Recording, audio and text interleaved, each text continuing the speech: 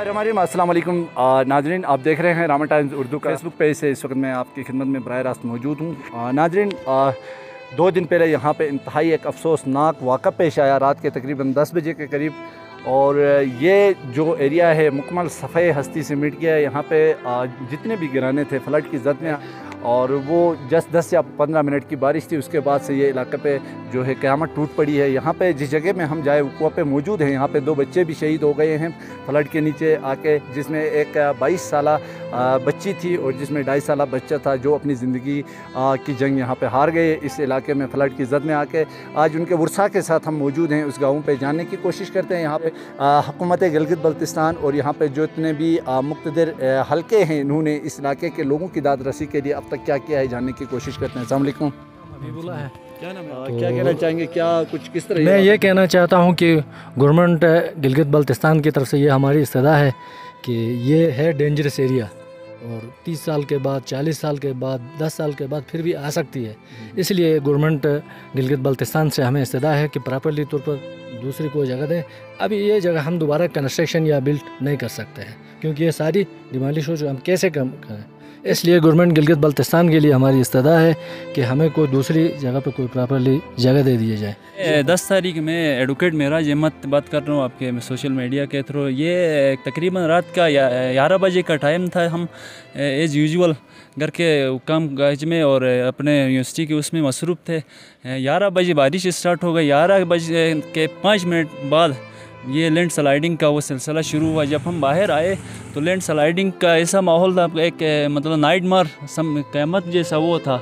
ना हम मंज़र था, ना हम इधर जा सकते थे ना हम उधर जा सकते थे, बीच में फंसे हुए थे। बाकी अंधेरा था, लाइट वाइट भी चली गई थी।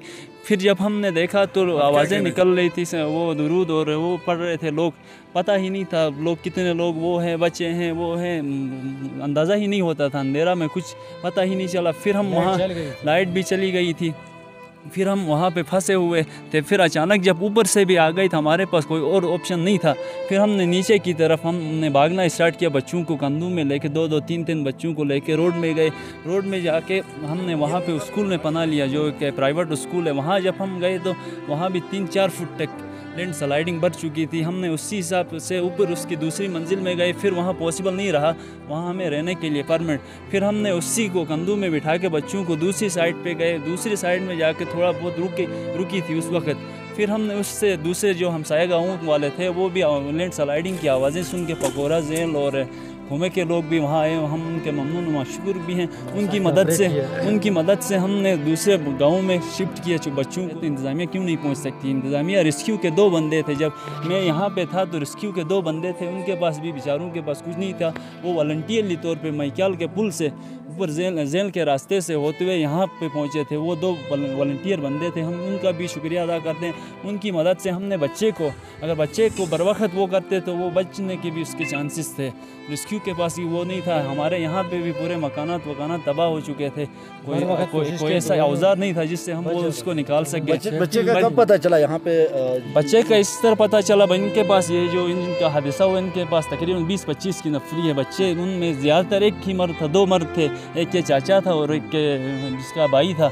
तो उन्होंने जितना वो ले जा सकते थे उनको ले के गए।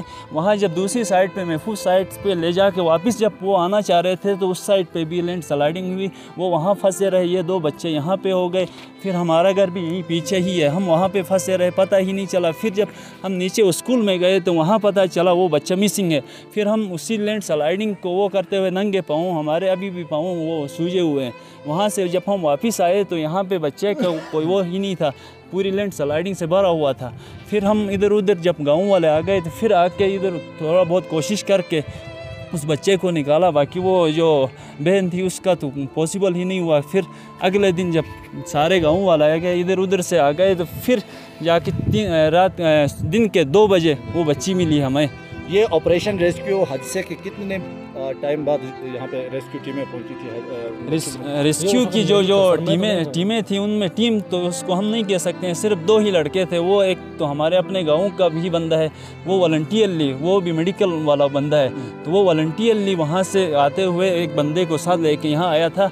उनके पास फर्स्ट एड थी, बाकी इसको खुदाई वुदाई करने के लिए कोई भी वो चीज़ ऐसी नहीं थी। बाकी इंतज़ामिया की तरफ से कोई भी नहीं था। दिन में आ गए हैं, दिन के तकरीबन। अभी तक इंतज़ामिया ने आप लोगों को ये फ्लड मुतासरीन को जितने भी घर यहाँ पे डैमेज हुए हैं, बेघर हो गए हैं, उनके लिए फूड पैकेज, यहाँ पे टेंट, क्या कुछ यहाँ पे जिस तरह का हमारे यहाँ नुकसान हुआ उस हिसाब से अगर देखा जाए तो गवर्नमेंट ने अभी तक ना होने के बराबर किया है। टेंट वेंट दिया है। अब इसका ये मतलब सिर्फ ये घर वो नहीं है, पूरा गाँव मुतासिर है। गाँव में मतलब जिसका घर मुकम्मल तौर पर तबाह नहीं हुआ है उसके अंदर पानी भरा हुआ है। मतलब कितने घर डैमेज हुए होंगे तकरीबन यहाँ पे इस जो एरिया में 40 के करीब गिराने हैं, उनमें से तकरीबन 10 गिराने तो मुकम्मल तबाह हो चुके हैं, वो ऐसे ही जैसे अभी हम बैठे हुए हैं। बाकी जो 30-25 गिराने हैं उनमें मतलब वो पानी भरा हुआ है, अंदर हम नहीं रह सकते हैं। 90% आबादी यहाँ से इंतहाई मफलूज है और मवेशी खानों में माल मवेशी दबी हुई है और डेड बॉडीज़ यहाँ हमारे 2 अजीज़ जिनको निकाल के तदफीन हुई है। और डीसी और एसी साहब कमिश्नर साहब आए हैं।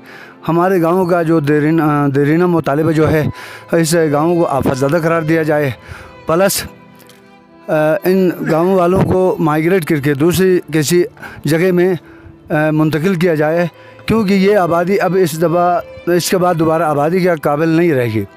वजह यह है कि ऊपर नाले जो आपके सामने है, कैमरे के सामने, और ये पूरे नालों से किसी भी टाइम मामूली भी बारिश हो जाए तो ये सैलाब का ख़तरा है। आज से 30 साल पहले आया था, 30 साल के बाद अब ये आया है, ये एक तूफ़ान की शक्ल में। ठीक है, हमें तोहफ़त आइब की भी ज़रूरत है। यहाँ पे जो मुतासरीन थे उनकी गुफ्तगू आप तक पहुँचाने की कोशिश की। यहाँ पे हुकूमत गिलगित बल्तिस्तान, बिलखुसूस डिज़ास्टर मैनेजमेंट गिलगित बल्तिस्तान को चाहिए कि वो हंगामी बुनियादों पर इस इलाके में आएँ और यहाँ के जो लोग हैं इनके मसाइल को सुने, और यहाँ के अवाम का हुकूमत गिलगित बल्तिस्तान और वज़ीर आज़म पाकिस्तान से पुरज़ोर मुतालिबा है कि इस तरह के हादसात से बचने के लिए और यहाँ के कीमती इंसानी जानों के ज़िया होने से बचाने के लिए इनको किसी और जगह में मुंतकिल किया जाए और कोई मॉडल विलेज बना के इन लोगों की जान को तहफ़्फ़ुज़ दिया जाए। नाज़रीन, रामा टाइम्स उर्दू से इतना ही, मिलते हैं अगले किसी और प्रोग्राम के साथ।